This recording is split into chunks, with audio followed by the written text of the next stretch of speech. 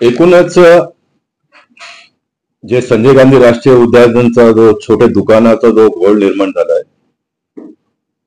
ते न्यायालयाच्या आदेशाचा चुकीच्या पद्धतीने इंटरप्रेट करून अधिकारी वर्ग अंमलात आणण्याचा प्रयत्न करतायत आणि त्यामुळे एक भीतीचा वातावरण निर्माण झालंय. 98ला ज्यावेळी सर्वोच्च न्यायालयाने आदेश दिला त्यावेळी हे सांगितलं का 95चा, कारण त्यावेळी स्लम कायद्यामध्ये 95 पर्यंत लोकांना जागा देण्याचा ते प्रोटेक्टेड होते. 95 पर्यंतच्या लोकांना बाहेर तुम्ही काढा, नवीन कुठलाही दुकान व्हायला नाही पाहिजे, 95च्या नंतर थोडं तोडून टाका.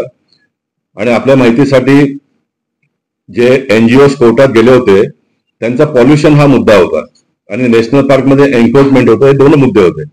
तर पॉल्युशन क्रिएट करणारे मोठे मोठे व्यवसाय जे होते ते त्याच वेळी कोर्टाच्या आदेशाने तोडण्यात आलं होतं.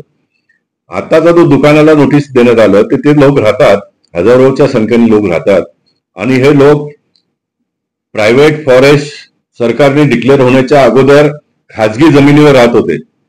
म्हणजे कुठल्याही जमिनीवरती घर बांधून राहणं हे काय चुकीचं नाहीये. मल्टी स्टोरी बिल्डिंग कन्सेप्ट नंतर आला. लोक पहिला संपूर्ण देशातच नव्हे तर जगात जिथे जमीन तिकडे घर बनवून लोक राहायला प्रारंभ झाला, ही वास्तविकता आहे. आणि म्हणून कोर्टाच्या आदेशाचा पालन सरकारच्या माध्यमातून पर्याय जागा देऊन बाहेर काढणं हे अनेक कारणामुळे शक्य झालं नाही. त्याच्यामध्ये आमचाही सरकार होता, काँग्रेस राष्ट्रवादीचाही होता, आपण सरकारला बाजूला ठेवूया, परंतु अनेक कारणामुळे ते होऊ शकलं नाही. आता कोर्टाने कडक सांगितलं तुम्ही ताबडतोब करा म्हणून. सरकारने कोर्टात ऍफिडेव्हिट दिलं की आम्ही आता वॉर फुटिंगवर हे करतो म्हणून. ते होईल आणि ज्यावेळी ते होईल, शिफ्ट होईल, त्यावेळी दुकान पण जाईल, घर पण जाईल. तर आता तुम्ही हे नवीन फक्त एक भीतीचा वातावरण निर्माण करण्यासाठी हे सर्व प्रकार अधिकारी वर्गांकडनं चालू आहे.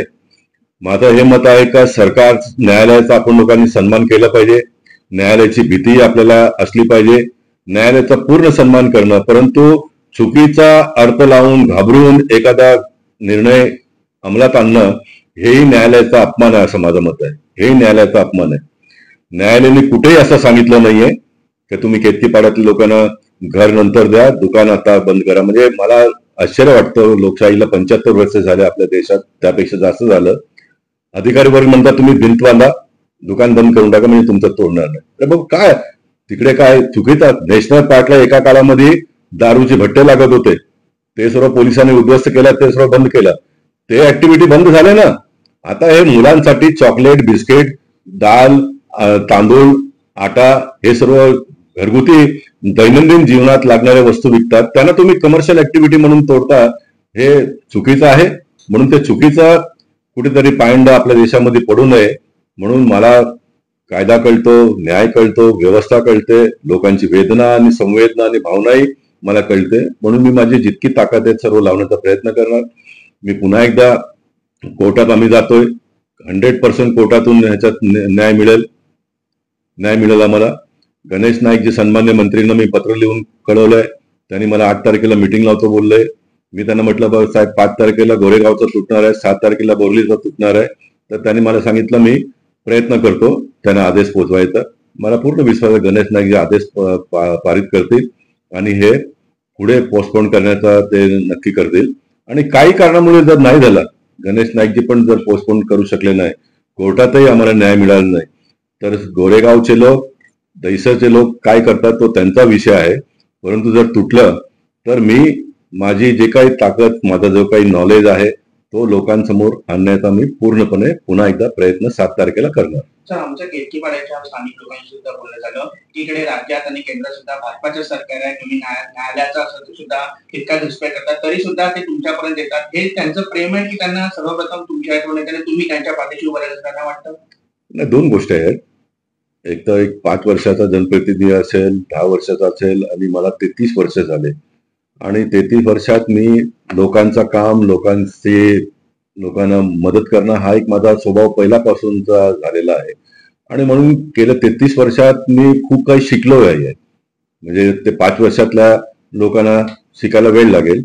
मी 33 वर्षात सर्व व्यवस्था जवळून पाहिली आहे, खूप काही शिकलो आहे आणि लोकांचा विश्वास आहे आणि लोकांना मी सहजतेने भेटतोय. आताही मी काल केतकीपाड्याला जाऊन व्हिजिट करून आलो. मी इथे ऑफिसरांबरोबर जाऊन मिटिंग केलं. मी काल संध्याकाळी वकीलकडे जाऊन आलो. आता 2 वाजता मी परत वकीलकडे जातोय. म्हणजे एवढा मी वेळ देतो तर लोकांना हे माहित आहे गोपाल शेट्टी भेटतील, गोपाल शेट्टी ऐकतील, गोपाल शेट्टी काम हातात घेतील, गोपाल शेट्टी न्याय देतील. हा एक विश्वास जो इतक्या वर्षापासून निर्माण झालाय त्याचा हा एक दाखला असू शकतो असं मी म्हणेन. जर 6 आणि 7 तारखेला तोडक कारवाई झाली तर तुमची भूमिका काय असेल?